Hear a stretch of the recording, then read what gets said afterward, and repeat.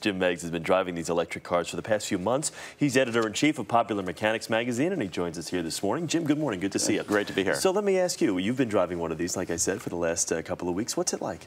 You know, it's really interesting. It's kind of like when you turn it on, you get this little musical tone, like turning on a computer.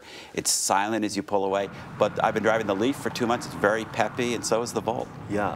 Now, this idea for electric cars, it's not something new. It's been around for 50 or 60 years. But why now? Is it just because of the price of gas, and because we want to be a greener society? I mean, that's part of it. Really, two main things. First is the battery technology has finally gotten to the point where it's becoming practical. They have the necessary range. The other is political. The federal government is really behind this technology and offering those hefty tax rebates. Yeah. I read that a single charge, you can get up to about 73 miles. What type of, I guess, consumer is this car for? Because you're not going to take the family and drive to Maine in something like this. I mean, there's two cars we're talking about here. The Volt with its gasoline engine, once you use up the battery charge, you can go as long as you want with that gasoline engine assisting.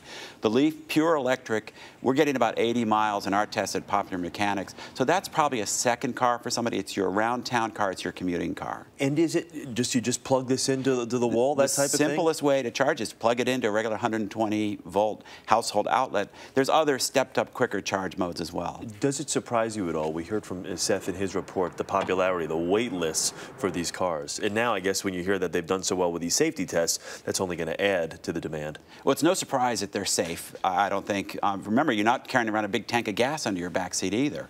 But also, this is a car that appeals to the early adopter, the person who wants to be on the cutting edge. And even though there's a bit of a premium in terms of price, it's for the person who's interested in that new technology and wants to be, really part of the future. They're very appealing. Let's talk about that from a financial standpoint of just how long you'd have to be in one of these before you'd make some of that money back, the difference between gas and electric. The sticker price is a little high, but you know what, like you said.